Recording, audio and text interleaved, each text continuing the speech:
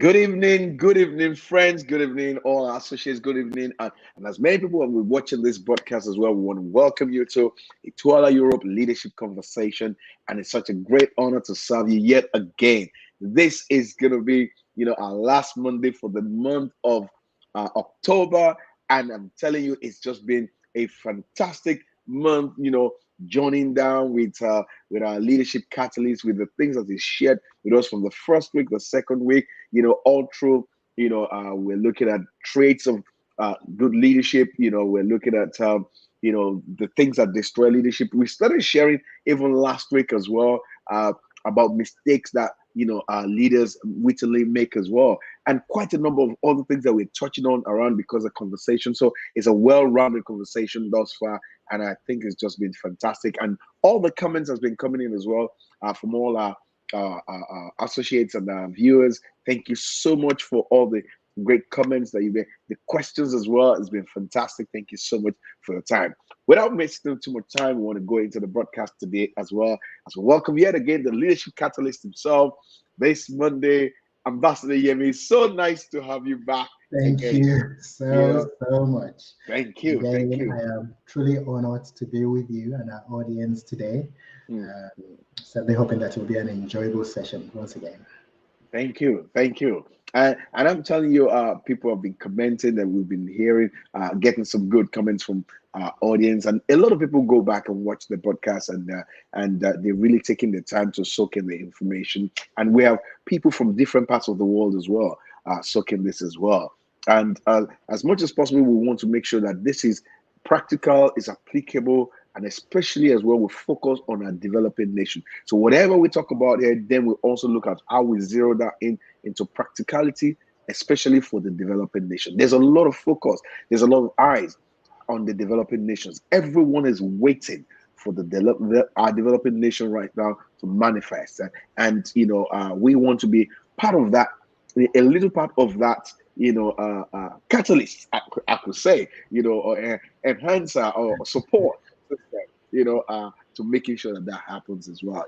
Just do what you can in your own corner, and I think that will really, really matter a whole lot. You might just be saving a destiny, saving a vision, saving a potential, saving, a generation, from total collapse. Ambassador Yemi, I'm gonna, I've been going back and forth on this, and because it's just the juice of what you bring, the flavor that you bring into this conversation that really excites me, and I'm always looking forward, so to converse with you, especially when it comes to the subject of leadership. Like somebody said, TD Jake said this. TD Jake says, anytime I think about leadership, I think Miles Monroe. And this is Steve actually said this. He said, anytime I think leadership, I think Miles Monroe. And I think that's just a very, very significant thought that he brought out there, because he believes that this guy has some good quality stuff when it comes to leadership. Mahatma Gandhi says, there are some things that will destroy our leadership if we do not watch it or take care of it. And I want to take today is this thing about business without morality. Oh my God. Business with did I just finish the show or something like that? Because I think we can do this forever. Business without morality. And I want you to zero in as well everywhere. In a Western world, in a developing world, wherever you're from, business goes on everywhere. Across the Atlantic, across the ocean, their business. But this business, what are those undergirding factors? In what kind of terrain, what kind of environment do we operate? Please, Ambassador Yemi, throw some light on this. Thank you so much. Thank you once again for this really is an illuminating insight from Mahatma Gandhi, that business without morality destroys leadership. Again, all we need to do is just look at the landscape of what's happening in our different, worlds, as it were. Whether it's the business world, as in business enterprise, whether it's in civic society, whether it's in governmental affairs, any arena of business in quote, which is geared towards generating revenue profit without sound morality, is the what you might call the express train to destruction. Whoa. Please say that one more time. One more time, you got to Business, say that. business without morality Yes. is basically the express way to destruction. Because especially in the world we live in today, we realize that businesses have tremendous influence in our world. There are some businesses now that their turnover is greater than the combined GDP Yes. of Tell me several about it. nations Tell me about it. put together. Yes. Okay. Mm. And so you find out that where you have uh, the businesses and the leaders of those businesses Mm. that operate without sound Wow. morality, sound character, the impact of their choices, the impact of their decisions can be totally devastating That's it. to the communities in which they operate and can actually be devastating to the world at large. Yes, that's true. That's true. That's Okay? it begins to Uh, get scary. It begins to Absolutely. get scary. Yeah. Now, I I'm not think, quite sure whether you are aware, a very practical example please of tell what us. is happening that is current right now Yeah. is the European Union is actually doing an inquiry into the recent COVID vaccines. That's true. I've heard about that. Yes. And a direct question was actually asked of the one of the directors of Mm. one of the major pharmaceutical companies. That's They right. asked them the simple question: were these vaccines that were promoted globally, were they tested to prevent the transmission of COVID? And that director said, no, the vaccines were not tested for the to confirm whether they actually stopped the transmission of the Mm. vaccines. And yet, the basis on which many governments Mm. put their economies and nations into lockdown was that these vaccines would help. And they mandated vaccines that everybody had to take vaccines.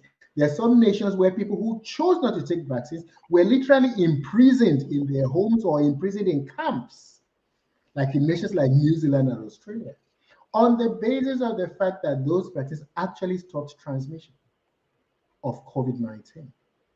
And it Mm. now transpires from this inquiry just a couple of days ago that Mm. that was not actually the truth. Thank And God. you can imagine how many millions of people Oh, yes. have been, literally billions, Yes. have been impacted by those decisions made by those business leaders. Mm. That is Wow. something that is happening right now and that is Mm. impacting lives. And unfortunately, the consequences of that, you know, will be reverberating for years to come, That's right. because again, they're finding out that the impact of those vaccines are literally destroying the hearts. Mm. Many young people are actually contracting myocarditis and pericarditis, heart situations from the administration of those vaccines. Vaccines. That is a classic expression of the dangers to which Mahatma Gandhi was referring. Right. Business without morality, Wow. where decisions are predicated on outright lies, okay, Mm. that Mm. cajoled governments across the world and impacted the lives of billions of people. So that's on a global scale. Yes. Now, if we bring it back into the micro, you know, Thank you. I was just going to say context, that. a businessman decides that he wants to run his business. Uh, he gets a contract to, build the roads, a stretch of road in his local community. Okay. Yeah. And he gets a contract to build a house, Mm.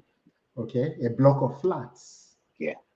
and decides that in order to uh, save some money, he would actually build that block of flats with substandard materials. Oh dear. No. So he makes the profit, yes, but he builds a structure that endangers the life of Mm. every individual who steps foot into that structure. Mm. And these are happening, you hear Yes. of many such tragic stories. There was something that happened, I think it was in Bangladesh a few years ago, where Mm. there was, this structure where there were Collapse. people it collapsed. Yes. Okay. We've been seeing a lot of that around some of our nations, In some of countries our in Africa, nations. Mhm. with people in their buildings collapse. And I'm Absolutely. thinking, who built this? Who And approved those this? are examples of business without morality. Okay. Wow. Because people would rather elevate profit, okay, over the safety and the well-being of the lives of the people who will use their products. Many companies, car manufacturers were fined recently and they had to recall products, you Mm. know, because somebody cut corners. They wanted to make profit. They used substandard products in the formulation of their products, Yeah. and those products endanger the lives of people who use them. Something as uh, foundational as baby food. Mm. Okay, how would you make products for a baby to eat? Some of the most innocent Yes. of human beings, and you Mm. make defective baby food products for them. That is an example of business without morality. Surely there must be some consequences for this, or how do we address this so that people begin to know that you do this. These are things that we don't expect you to do, and if you do it, something is going to happen. How do we bring this culture in? Because doing business with moral standards must become a culture. In our I agree. developing nations. Yes. I think what we need to do is rethink the institutions and the penalties that we give, for the violations of basic sound ethics and character. Because what happens with many of these businesses is, Mm. the building collapses or the products are recalled, the insurance covers it.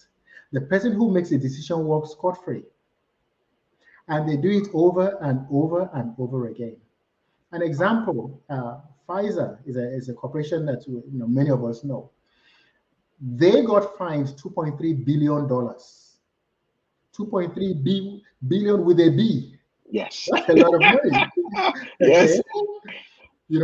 For bribery and corruption and some of their vile practices Mhm. in moving their pharmaceutical products. Mm. Not one individual paid a personal price Wow. for Okay. such choices and decisions they made. The company is fined 2.3 billion, but they fined 2.3 billion from a product for which they made 10 billion in profit. So there's still 8 billion, almost Yeah. 7 billion, This, 7.3 yeah. billion in the That's in just a the sacrificial offering. positively. Exactly. So we need to rethink the penalties that Mm. people pay for making these wrong choices. And it Choices. has to be a societal choice Mm. where the people come together and say, no, we will not accept situations where business leaders make choices that are destructive knowingly, That's true. and yet there is no personal price paid for those choices that they make. Okay. Okay. Now that creates another problem there because those people who are going to make those decisions to penalize them, they themselves They're a problem. Yeah, but you see, the challenge is this. So we have a circle that we kind of stuck in here. Yeah. Well, you see, first of all, Hmm. like we said in our previous broadcasts, Yeah. we need to encourage each and every individual to introspect and constantly review the choices and the decisions we're making That's right.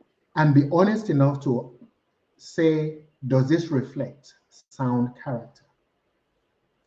Sound character that is anchored for the sake of this conversation in what I would call godly principles. Okay. So when that kind of introspection becomes a foundational aspect of the kind of choices that we make, hopefully our business leaders will make better choices and better decisions. But anchored alongside that must be the strengthening of institutions that do not give these business leaders a slap on the wrist. That's right. Tell me about it. Okay?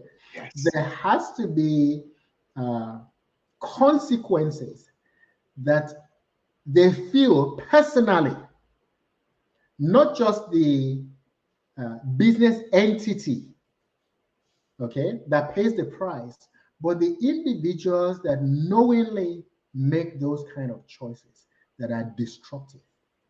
When the CEO of an oil company knowingly allows their products, the byproducts, the waste products of their refinery and their Yeah. oil to be released into their local environment in such a way that it destroys that environment. And they know that it does that. But they know that when they're fined and when they're sued, all that happens is the oil company is asked to pay a few £1 million, go through a cleanup exercise, and it's no skin off their nose, as they say. So there's really no incentive, real incentive, okay, to make better choices. And communities, society has to make better demands, stronger demands on our business leaders. But also, we need to also go back to basics. When we go to our business schools, very rarely, I went to business school when I was getting my MBA. I don't recollect one lesson that we took, on the foundational ethical, moral, and character choices that are required for sound business decision making. I don't recollect one that we took. Oh my God. When I was growing up, we used to have civics lessons. Yes, I did civics. I did civics as well. And Yes. they talk about some of the issues of sound character that underpins our behavior and how we interact with one another and how the choices that we make, have far-reaching impact on the lives of other people. And that influences the choices that we make. Many of those lessons have been phased out. Phased out, yes. Okay. Yes. And so many of our young people are now being groomed in our schools without sound ethics, sound values. They're not taught decision making that is anchored in sound values, godly values, tested, proven principles of human beneficial, positive interactions. My God, my God. The kind of things that they're taught are things around politically correct ideologies and philosophies.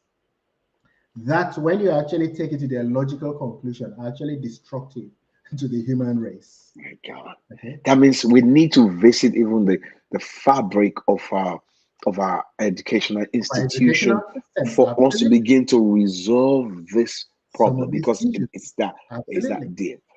Absolutely. My, oh my, Because some of those leaders probably they are too far gone. So we need to go back to, the foundation and begin to rebuild the roots of our educational system and the young people that we are bringing up, so that by the time they get, it is said that the curriculum in the classroom of today becomes the government policy of tomorrow. Okay? that's true. Yeah. And so if we reshape the curriculum in our different educational institutions, right from primary school, to begin to reinfuse them with some of these values, these godly principles and precepts that make for sound moral, ethical character choices. By the time they get to positions of influence and authority and decision making capacity in the different arenas of life where they place, hopefully we'll have cultivated a new breed of leaders who make better choices that impact our communities, our nations, and build businesses that are not just focused on making profit, Yes. but they are actually committed to the well-being of their different stakeholders. Fantastic. I was part of a group that were actually doing a project in one of the developing countries back in Africa, and we were writing proposal to the government to introduce leadership development to as early as the early nursery school goes Yeah, into the primary and it goes into the higher school as a well. great idea. Yeah, and I'm telling you, we're still pushing. And so government is pushing to one government, and I don't even know where the paper is lost, but we're hoping that one of these days this kind of thing will really come, because that's how early we got to start this, Absolutely. because it also it's begins to address our morality, begins to address our character, address our Definitely. values, and all those kind of things, which are very, very important. Ambassador Yemi, thank you so much. uh I'm gonna switch again and come back to you, just what I did last week, and you said to us 7 mistakes leaders wittingly make. And last week, I can remember very well you shared with us. One was dream stealing. Please, in the next few moments before we literally lose this time, share with us another one. And after this, I really want people to go after this material, this book, and we'll share the link as well where you can get the book as well. But give us one more out of that book. Yeah. Thank you One so much. mistake leaders wittingly make. Tell us. I mean, as I thought about that question, I was tempted to talk about what I would call the credibility gap. However, there's one other one that I think is kind of niggling at the back of my mind, because I think it ties in nicely into what we just discussed a few moments ago. Yeah. And this principle that many leaders unwittingly make is what I call the not my fault syndrome. Not Or my fault syndrome. indeed, or otherwise called the blame game. And Yes. essentially, what it means is that many leaders create an environment where they make it almost impossible for their followers Mm. to be able to safely make mistakes. They don't recognize that every effective leader must create a framework, an environment that is an incubator Mm. for creativity, for innovation. Wow. And wherever you have innovation and creativity, necessarily you must create room for people to make mistakes, Mistakes. because they grow through their mistakes. Yes. Yes. The challenge is that where you have the blame game, whenever a mistake happens, leaders hammer down on the person who made the mistake. Yes. And so followers become fearful of making mistakes because they don't want to upset the leader. They're fearful of trying out new ideas. Yeah. They're fearful of, expanding their creativity. Mm. They're fearful of tapping into their genius potential to come up Mm. with new ways, new solutions to resolving issues that they're facing either in the business or in the community because they're afraid of making mistakes. Wow. Wow. And That means that that flows from this blame game, blame this game. syndrome that many leaders cultivate. And so Wow. what I do is I encourage leaders Hmm. to allow a framework, develop an environment. Yes, you have boundaries to make sure that the mistakes that they make do not destroy your Hmm. business or destroy your enterprise, Yes.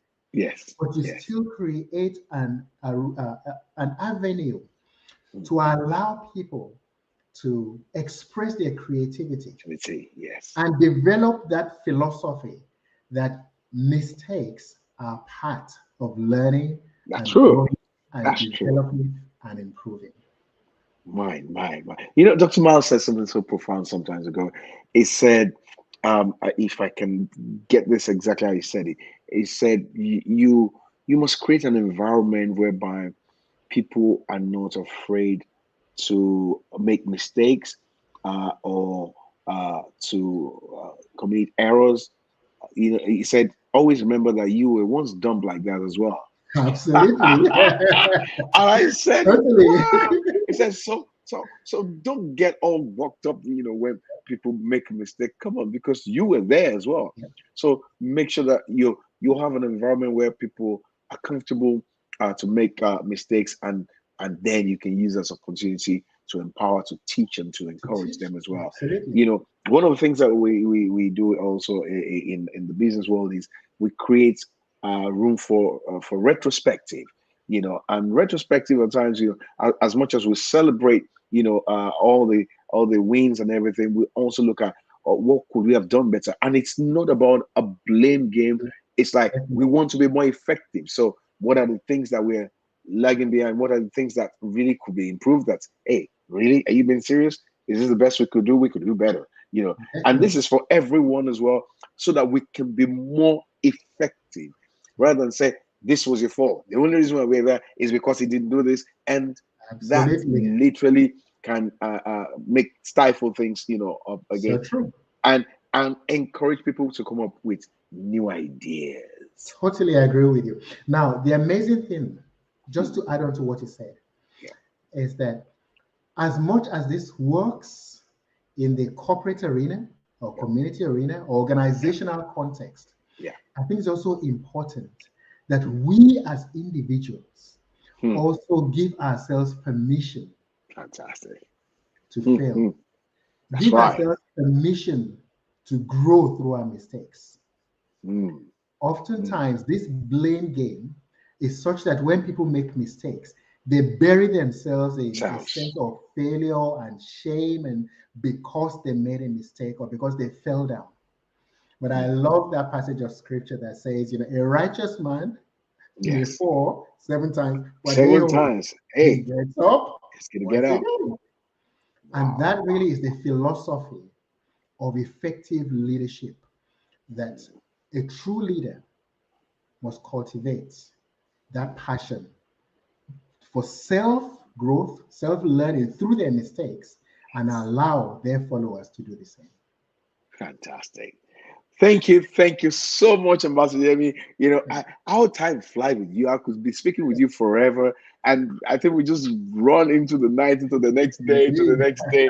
You know, and time is just gone. Our 30 minutes Just is doesn't it gone. when you're having It's fun? gone. It's gone again. However, I would, on behalf of ITWLA Europe, want to express our greatest appreciation to you for spending this last 1 month with us, educating us, sharing with us, empowering as well. And I know, this broadcast can be played back as well. Know that it's going to be out there for many, many, many people to be able to tap into. It's also going to be like a curriculum, faculty content for people as well to use, because there's a lot of things that you've touched on that if we have to pick them one by one, so you could build a whole lesson, a whole structure of lessons from just one pointer there.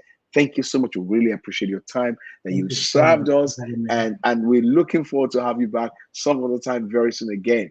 By the Thank way, you. we're going to be having our chairman Miles Morrow Jr. in the month of November as well. And also, I'd like to announce to our viewers. Unfortunately, our Global Leadership Forum summit has been cancelled on this occasion for reasons beyond our circumstances, and we're really trying to reorganize. So I'm just bringing that to us as an information that the Global Leadership Forum, which was supposed to be held for the 3rd and the 4th of November, will be held. However, saying that, leadership conversation continues, and you can still get the juice of leadership, that you want every week, same time, 9 p.m. UK time on the same channel, ITWLA Europe. And I look forward to seeing you next week, Monday. It's been such a wonderful time, serving you today. And I want to pray that you have a very beautiful night. And please also, Ambassador Yemi, thank you. We look forward to having you. By the way, please get a copy of your book, 7 Mistakes Leaders Wittingly Make. Unwittingly make. Oh my God. 7 Mistakes Leaders Unwittingly Make. Please get a copy. And the details of where you can get the copy of the book is going to come on the screen as well. And also as we tell you more about ITWLA. God bless you and have a good evening. Thank you. Hi, my name is Miles Monroe Jr., and I'm the chairman of the board for the International Third World Leaders Association.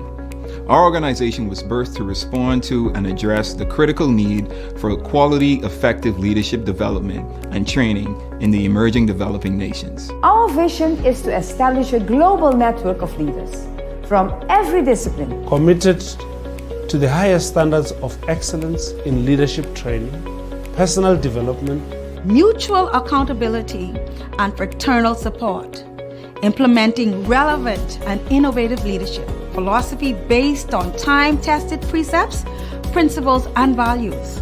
Our mission is to influence the destiny of developing third world nations through leadership training, personal development, supportive relationships, and global networking. Our purpose is to provide transformational solutions in response to the dynamic leadership needs of the emerging third world developing nations. Our goal is to cultivate leadership commitment to produce leaders dedicated to the empowerment of their people, the progressive well-being of their citizens, and the betterment of their nation. The strategic approach captured in the slogan coined by our founder, Dr. Miles Monroe, was transforming followers into leaders and leaders into agents of change.